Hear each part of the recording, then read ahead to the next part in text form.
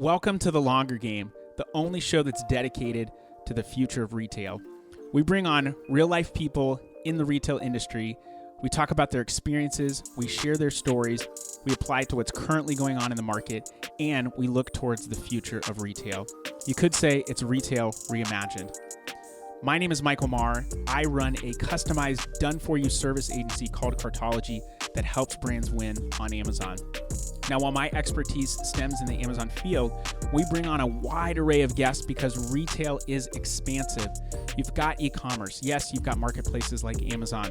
You've also got brick and mortar that is evolving. You've got logistics. You've got technology, finance. There are so many aspects to retail, and it's complicated. So we're here to bring you the entire story. Do you think that you have an interesting story and you'd like to tell it on the podcast? Then go to thelongergame.com and fill out a form to be a guest on the show today. You can catch The Longer Game on any social channels: LinkedIn, Facebook, Instagram, Twitter, YouTube, and our website, thelongergame.com. We've got all awesome guests on this show, so that I will promise. Are you ready to hear more about the future of retail? Let's get down to business.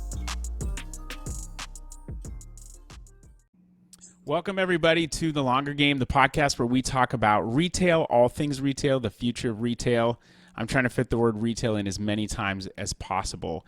And today we are joined by a friend. I would consider a friend of mine. I don't know if she considers herself a friend of mine, but we've seen each other in person. We've met in the flesh, so it's the real deal. But I have Izabella Ritz, the CEO of Ritz Momentum, with me, and I will give you a one-liner on them. I'm going to let her explain a little bit more, but they build high-profit products for you that beat the competition on Amazon, guaranteed. Why don't you tell us a little bit more about that, Isabella?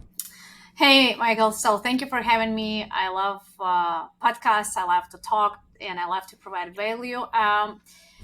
Ritz Momentum is, generally speaking, your right and left hand when it comes to expand your brand or launch your brand, or like if you have an idea and you're not confident in your idea, we can help you to validate it.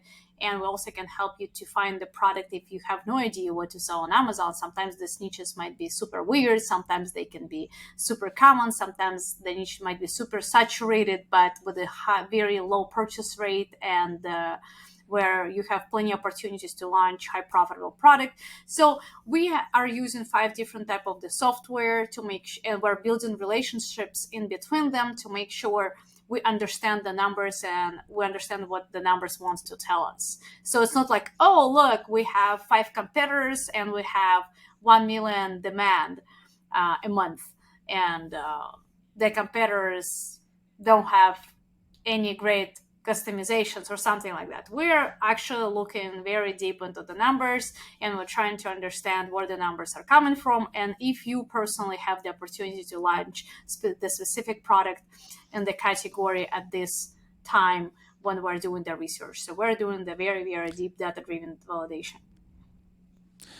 Whatever category you just described, I want in. 1 million demand and 5 competitors that have no customizations. That sounds ideal, but I believe, and I mean, I kind of know the answer to this question, but I feel like a lot of people probably think, oh, it's going to be very easy. And it's not easy. Am I right?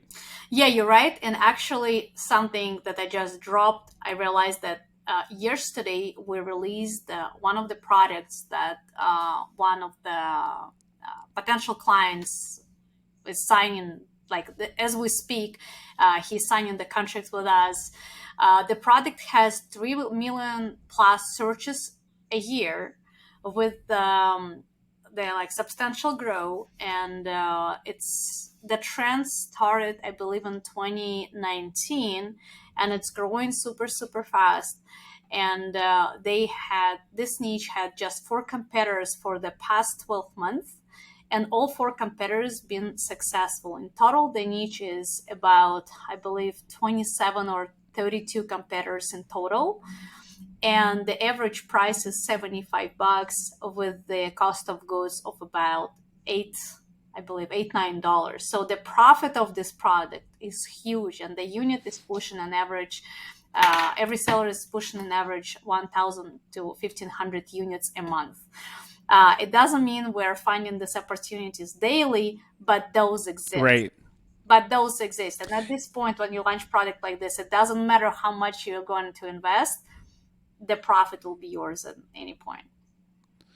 That's a key thing, is profit. And I think a lot of people I think have talked about profit in the past, but I don't know that a lot of people have really honed in and focused on it.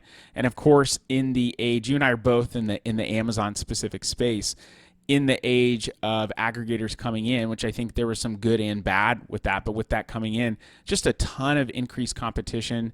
There was also, because of the pandemic, a ton of consumer brands that popped up during 2020, 2021, and some saw substantial growth. And I think we're going to see many brands, and I have seen, but we're going to see more brands get out of what they're doing because the competition's become so great, and they maybe thought it was going to be easier than it was. And I think the concept of having a product-based company is simple. Good product, or great product, I should say, knowing the audience really well and getting in front of those right people. That's an oversimplification. It's really simple, but that doesn't mean that it's going to be easy. Yeah, that's true. At the same time, I think if the brand is established and if the brand already has some type of the picture, just the definition of the brand, right? The definition of the brand is that you have recognition, you have repeat customers, and you have the growth, which means like you're launching one product in a while. So like, let's say you're launching once per 2 months or once per 3 months, or you're updating the versions of the products you already had. You're updating your labels, packaging. So you're keeping your audience on the tippy toes to keep making them excited. So they're waiting for something new.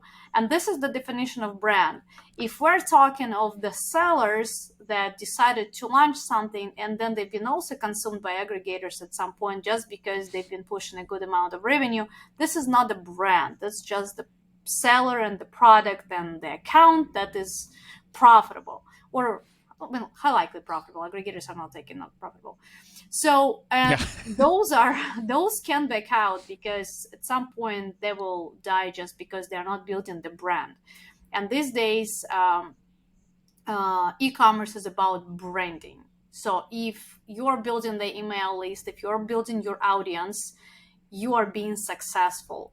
And we are using lately the tool, it's called Viral to Viral. I don't know if they have any affiliate program or if they do any discounts, to my knowledge now. But if you will go out there, you'll type Viral to Viral, you'll find them. And they have the tool that's called AI Competitor. And you can search across the internet worldwide to see who is out there selling on different type of the platforms except Amazon, like Shopify, WooCommerce, BigCommerce, and all those. And you'll be able to see how much these brands are pushing a month, where they're advertising, how many SKUs do they have, and how many other vendors are reselling those. And it's so valuable when you are doing this type of the research, because you can also check okay, if these guys are pushing on Amazon this amount of money, do they have any presence out there? And if they don't, who else does?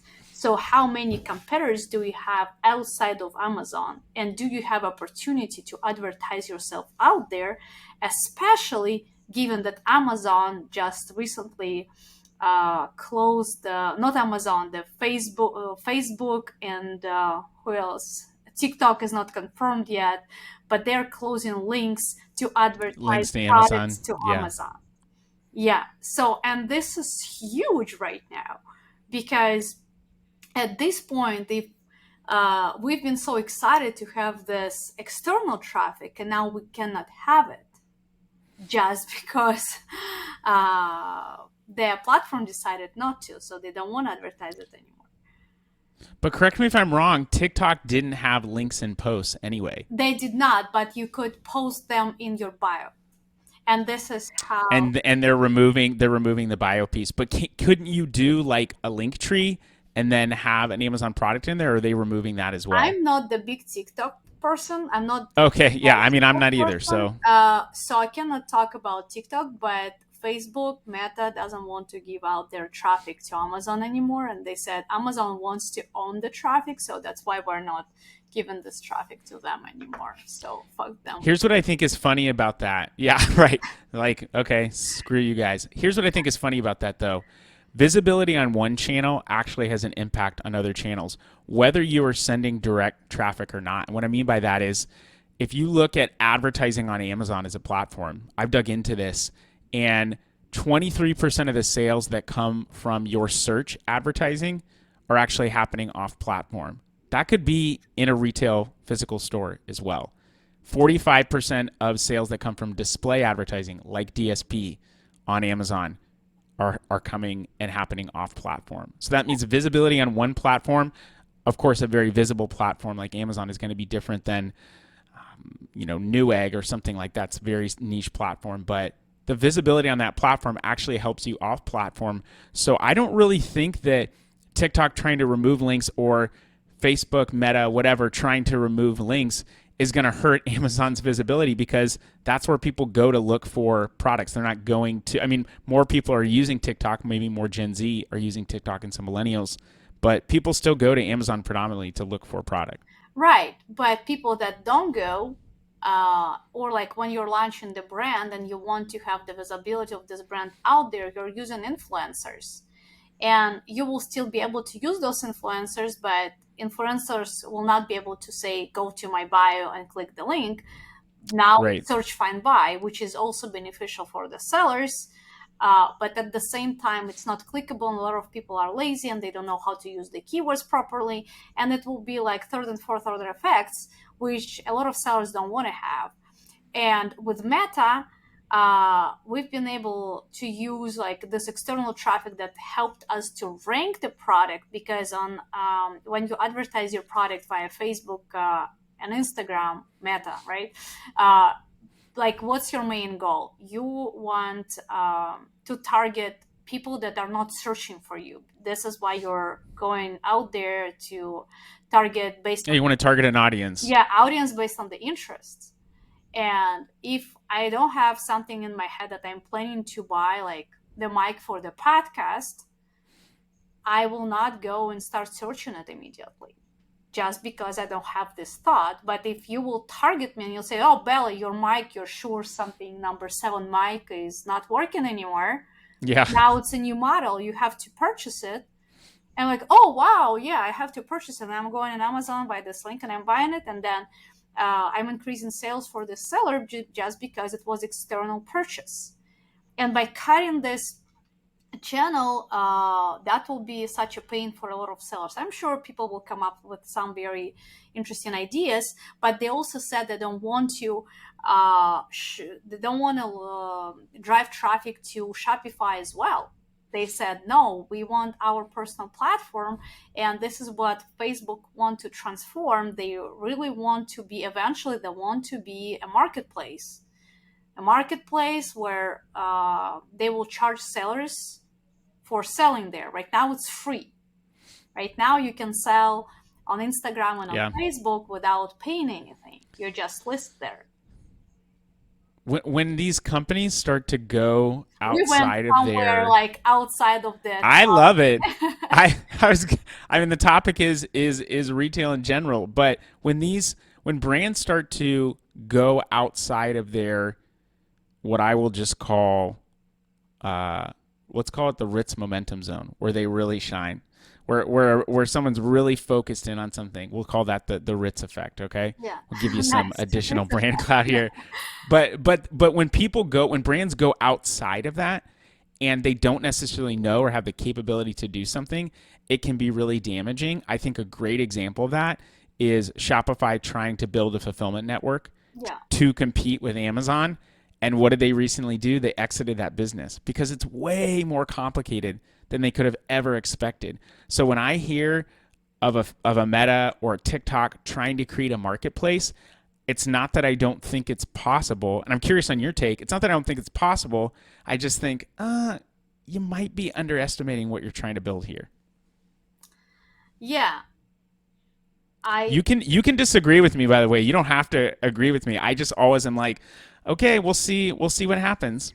At this point, yeah, we will see what happens, because all these are hypotheses, and Yeah, it's a we, good point. yeah, it will be speculation and the hearsay. I don't have the valid point for this, but I understand what you're talking about. I can say, yeah, like my husband will say, okay. Yeah, you just Yeah. shake your head and nod. Okay, yeah, sounds good. We were talking before going live. I mean, we're technically not live, but recording. You were talking about fundraising Yeah. and how that's becoming really hot for product-based companies. Yeah. I have some experience in that world, not fundraising myself, but working with brands that have done that, and I've seen it be successful for a couple of reasons. But I'd love to get what's your take on brands doing that? Why would it be successful, and why could it fail too? Yeah. So I wouldn't call it fundraising. I would call it crowdfunding. Uh, it's a little bit different. So crowdfunding. Yeah, that's a good distinction there. So Yeah. crowdfunding. Crowdfunding. Yeah. So we use main platforms such as Kickstarter and Indiegogo, and that would work for anyone who has the income investments at least $25,000 to $40,000, like the bare minimum. And I'm saying this number because you can always supplement these numbers with additional funds when you're running your campaign, already when you advertise on Kickstarter. So the main idea that you don't have to buy the inventory in bulk, and you're investing this amount of money into the marketing. So when you're running your campaign, your test campaign, after you develop the product, and of course, like we're going at Risk Momentum is going through like product validation, product development, product design. We're testing the product against competitors. We're making sure we're developing something that the audience wants, and yada yada yada. So let's say we got the winning product, and at this point, when we got the winning product, we're creating a sample with the manufacturers, and when the sample is ready, we're making the creatives. It's photo and video, which will convert. So we have to create the picture, and like Perry Belcher said, people are buying pictures. So we have to create the picture that will be bought by people. So we need people, like Brenda Bouchard is saying, and we need the pictures. So we need to make them in love, to create this romance in between two of those. So by creating the picture, we are starting the campaign. This campaign takes in between 2 and 6 weeks. It's a test campaign. And the test campaign will show us how much money, hypothetically, we're going to raise during the actual launch. And usually, on average, people are raising with us $1.2, $1.5 million for one campaign. Out there, people want to know how much money they will still have in a pocket for the launch after they will send the product to the people that pledge their campaigns. For those of you who don't understand what is the crowdfunding campaign is, it's when people see your idea that you presented out there, and you're saying, like, for example, listen, I have a mic that I'm going to sell to you, and this mic has this amazing features. It can fly, it can cook, it can brew you coffee, it can listen and edit videos and everything, right? Do you want it? And you'll say, yeah, I want it. And do you want it? Of course I want it. Right. Yeah. First, I want to have it first. So yeah, like before it will go live on the market, you will receive this product. And this is the main idea of, like, people want to have the product before this product on the market, and this product will be discounted for them. So if you're planning to price this product, for example, at $85 or $885, you will sell to these people 30% less. And then after all these people, all these backers, they pledge their campaign, you got the money after 2 weeks. 2 weeks after the campaign is over, you are placing the order with the manufacturer.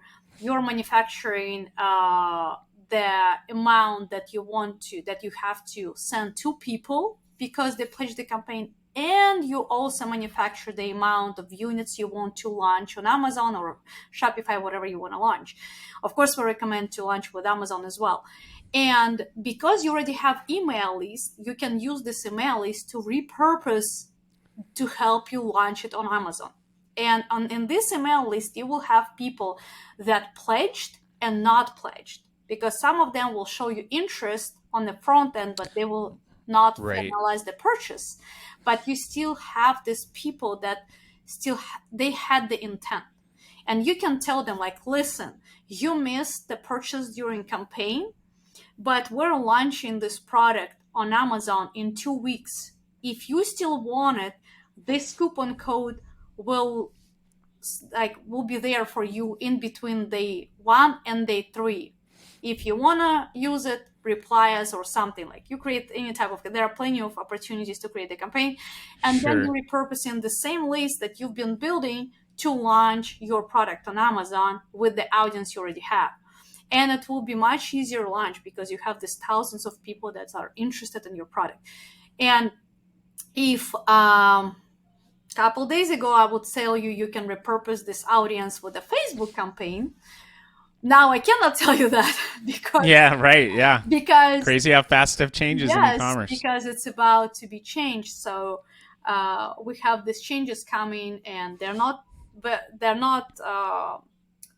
working today yet. They're not applied today, but today we still can advertise, and I think it starts, I don't remember, October or something, but it's closed. So we will not be able to do it.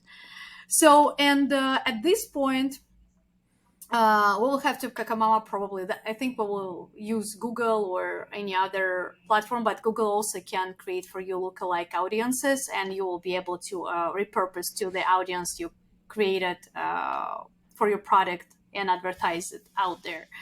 And then when you launch your product on Amazon, you're pretty much in green, just because you already had profit based on the campaign you launched, and it's about 15 to 25% after the amount you raised. So you can calculate if you raised 1.2, and let's say you invested initially like 60, 80 with the borrowed money.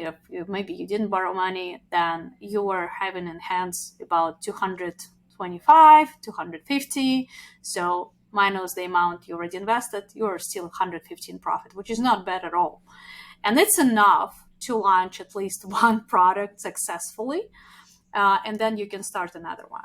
And if your first campaign was successful, the same people will be happy to purchase your product second time, third time, and you're just building one on top of another. Make sense? Based on your experience, I'm curious, what kind of success rates are you seeing? Because it's not just niche based. Like, the product has to hit itself, and not every product is going to be a hit.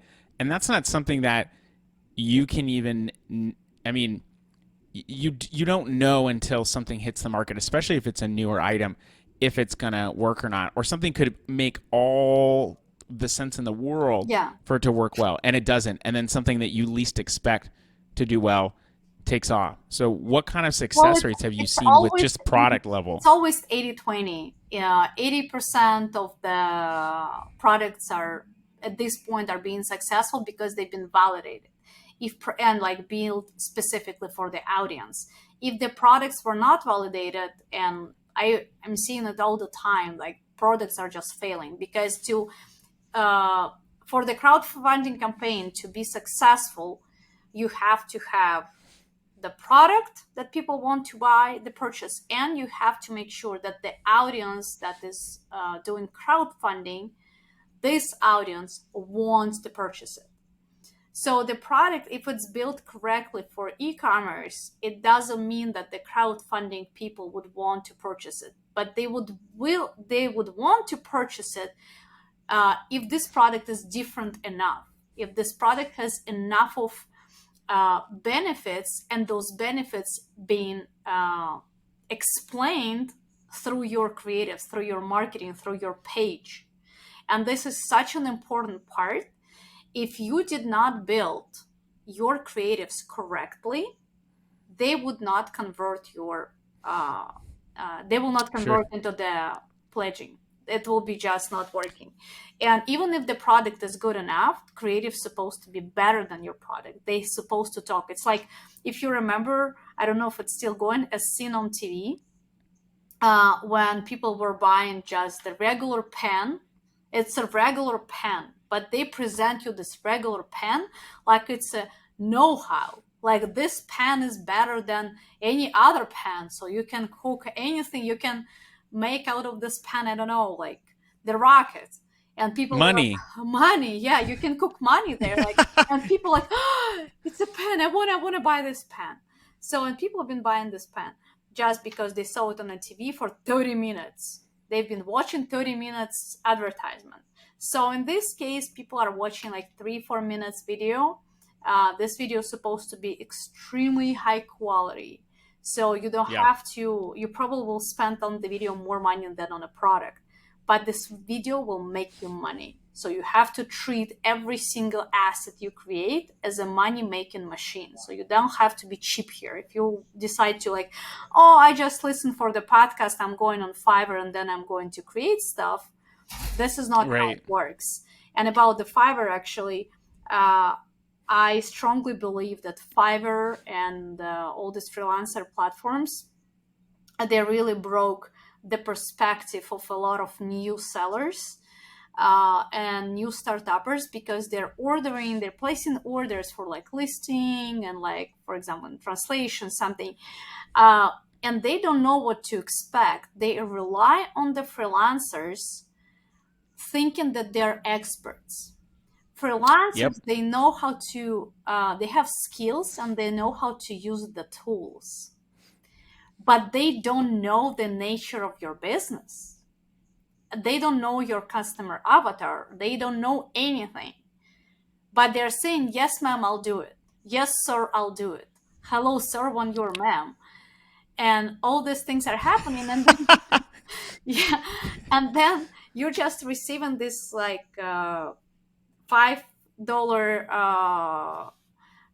order, and you don't know what to do. And some people think that it's good, and then they're coming to the agencies, and agencies are telling them, well, we do it at 5,000, and people are like, I can get it done for $5. Yeah, I can do it for $5, but they don't understand that the result for $5 didn't work, and in their head, they cannot go from $5 to 5,000. So it's just like, and this mismatch I see all the time, and people are not ready for the real prices, but people still want to have the real results. So many people love the idea of starting a coffee shop. They say, I want to start a coffee shop. That would be so fun. Coffee shops take a lot of work and the margins are not great. Right. You really have to know what you're doing, and you cannot just create a coffee shop. It has to be in a specific area. It has to serve a specific audience, have a specific vibe. And so people, I only know because I've run and managed coffee shops before, and it is not, and I have friends that own a roastery here in Cincinnati. It is not an easy business. So people think that would be so cool. And going to a coffee shop might be cool. Running it is a very, very different story. And so I think what we're talking about here is understanding the nature of the business, and that almost any business requires investment. I don't know of many businesses that are profitable from the get-go unless we're talking about a service-based business, and it's not someone that's likely starting from scratch. They maybe already have a network. They've got the skill set built in, and so they're able to grow it and turn it into something. But they could be profitable right away because their overheads are themselves and a computer and the internet cost, maybe an office, something like that. But I mean, the overheads are very, very low. No business is profitable right away. And that's one of the biggest problems that I think any brand, seller, any business owner have is, how can I spend $5,000 on something when I've never made a dime? And there's a difference in mentality there. Spending $5, it seems like, yeah, that makes sense. I'm going to spend $5 and then I'll make $100. But if you don't do the work up front correctly, you will never see that money in the back end. I like to call that playing the longer game. Yeah. See what I did there? Yeah. Being willing to do the stuff that is difficult now so that you get the end results later. And people don't want to do that. Am I right? Yeah, you're absolutely correct. Yeah.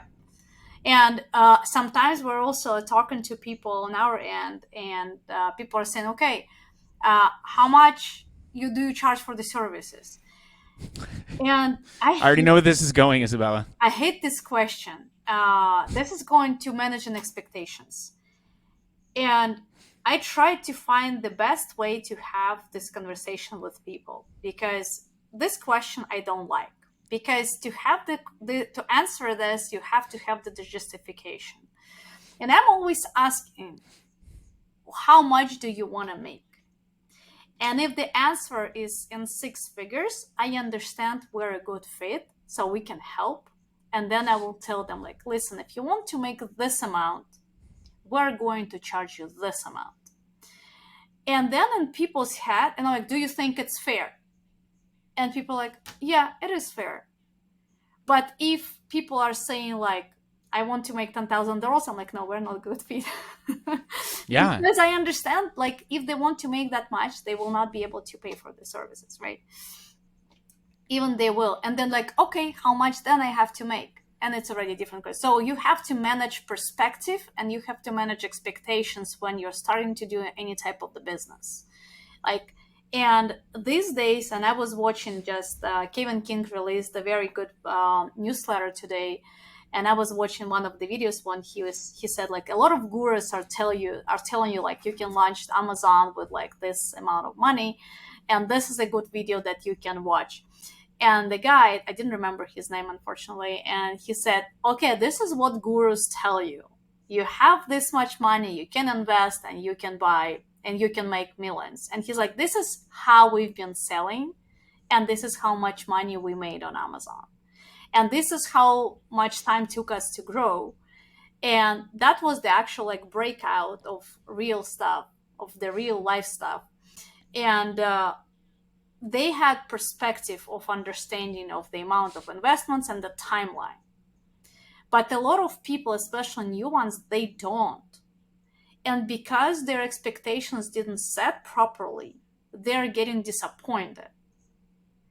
And if I would be able to, and if it will be 100% my way, I would spread out there everywhere by saying, like, people, please manage expectations, because when you're launching your products, you have to be prepared to invest. These days, you cannot invest $300 and make millions. It's just impossible. It used to be close. I won't say quite that, but it used to be a lot closer to that. I remember when I was selling on Amazon, I got started in e-commerce back in 2010 and even started selling on eBay.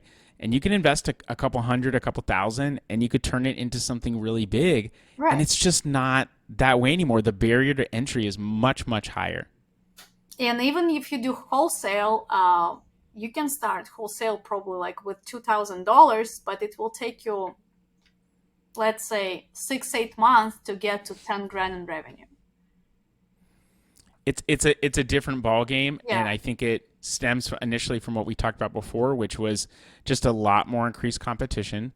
That means there's more people vying for eyes. That also means that costs can go up because demand has gone up, but also cost for traffic can go up because it can garner a higher price. And so it brings a lot more complication to it. I've noticed something from some people in the Amazon specific space, and there's a lot of negativity about Amazon. Amazon's doing this, and Amazon's doing this, and Amazon's doing this.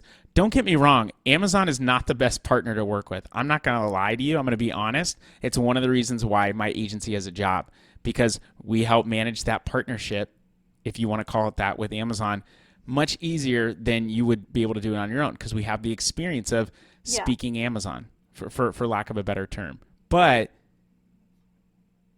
there is a lot of opportunity still on Amazon. And so there are people that are, it's like getting clicks and getting visibility. Oh, Amazon's just doing this, and it's so awful. But why are you still here? Why are you still in the Amazon space? Amazon, and you know, you decided to come to Amazon. So treat Amazon as like they opened the doors for you that they didn't have to open. They have exactly, and it's their game. Correct. If you want to, they created the game and the ballpark. Right. Yeah. So it's their rules. If you want to play it, you can play it. If you don't want to play it, you don't play. And like they provide you audience that they built for years. Right. For decades, multiple decades.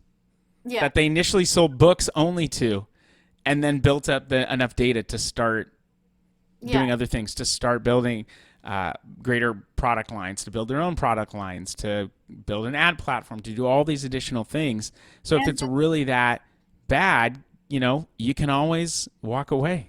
Yeah, the door is always open both ways. And you can come in, you can go out, either way. Yeah, and the interesting part about Amazon, I'm very thankful for their some of their missions, because like Amazon, they're doing very good scholarships for people. They're helping veterans. If you will look on the back end, you will find out how they are trying to help to as many people as possible. Of course, they cannot help everybody because it's not nonprofit. Sure. But they do a lot of things on the back end. They're helping people to launch the business if it's not even retail, because like, look, they have this, they have Amazon Associates, they have Amazon Logistics.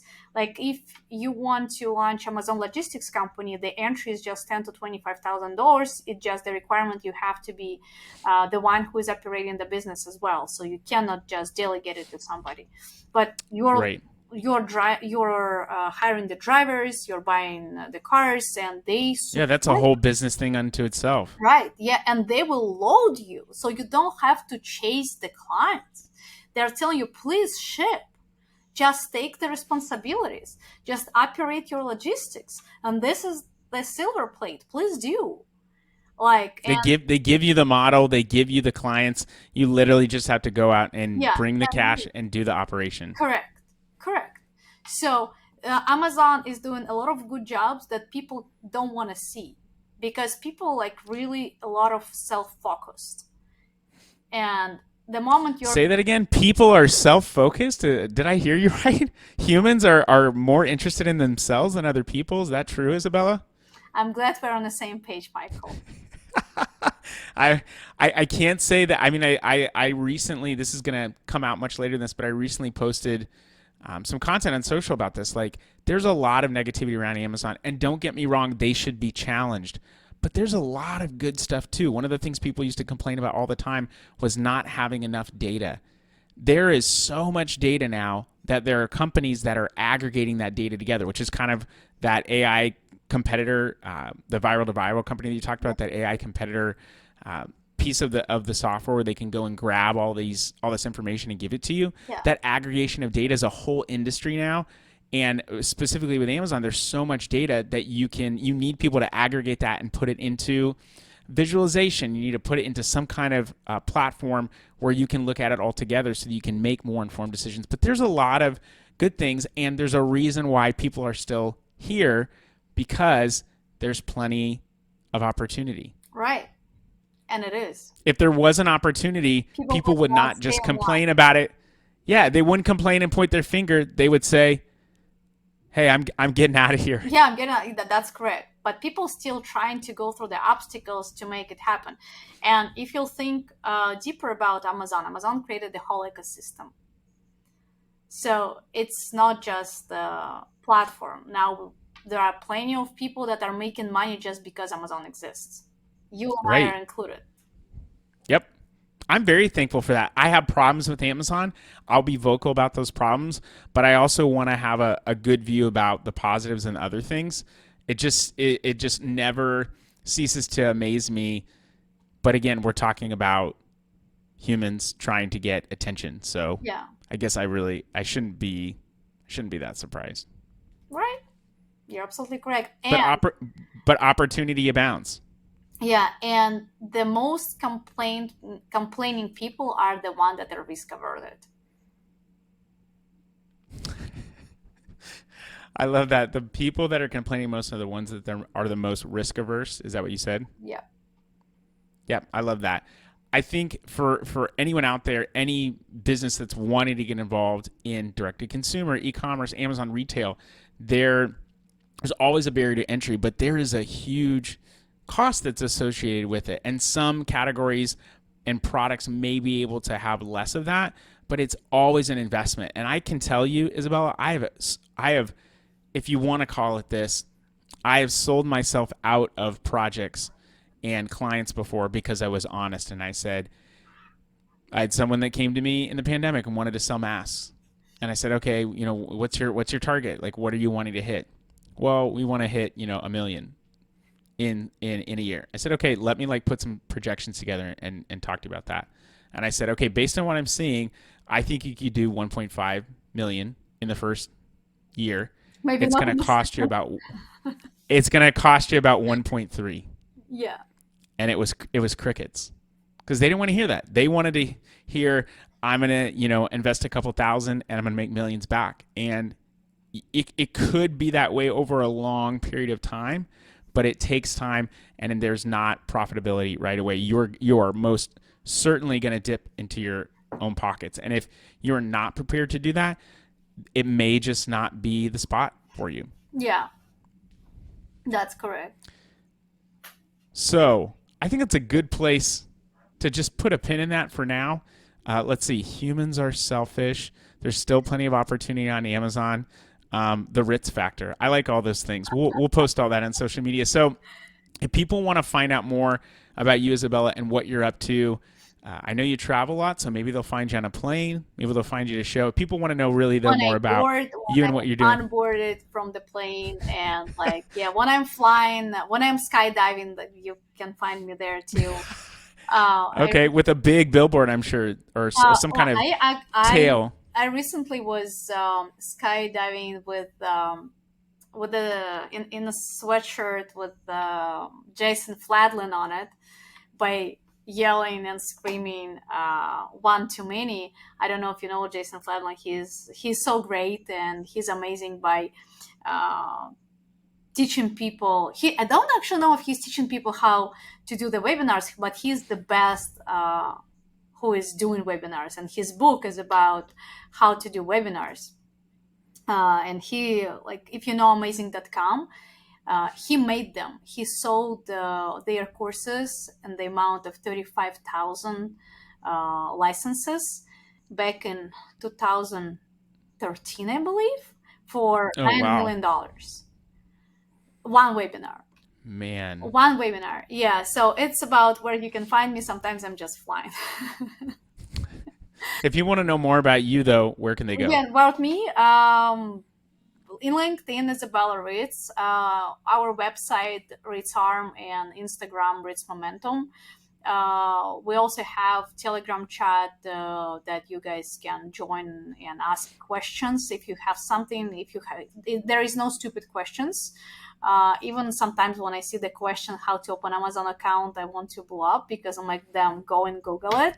But if you have any type of questions, this one included, just drop them in the chat and we'll guide you where to find the answer, or we will just answer you, so to make your life easier.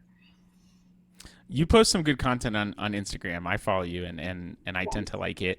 And I love this no stupid questions thing. I think something that a lot of people could get value from is being willing to look stupid when you ask a question. That is such a valuable characteristic, as opposed to just saying, I'm going to sit in the background, I'm not going to do anything. Yeah. Nothing risked, nothing gained. Yeah, that's true.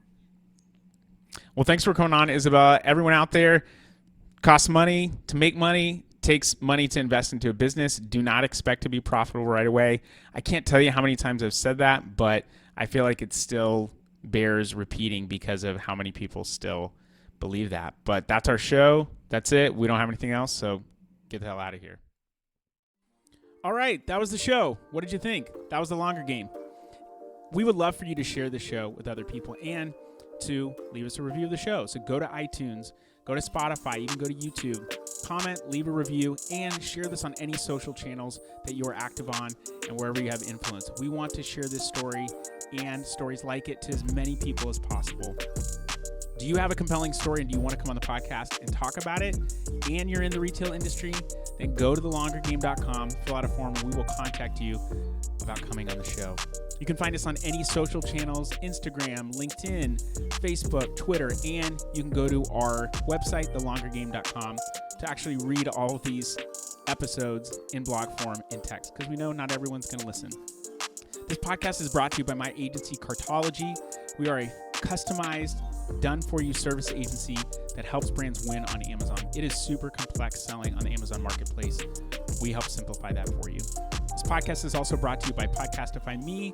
They are a full-service podcast production company that designs podcasts around people who are paid for their advice. That is coaches. If you want someone to help create, strategize, and distribute your podcast to the masses, go to podcastify.me to find out more. I've so enjoyed that you've been a part of the conversation and that you've given of your time to hear these people's stories. We'd love for you to share. If you want to find out more, just go to thelongergame.com. Hope you have a great rest of your day. Stay blessed. And until next time, cheers.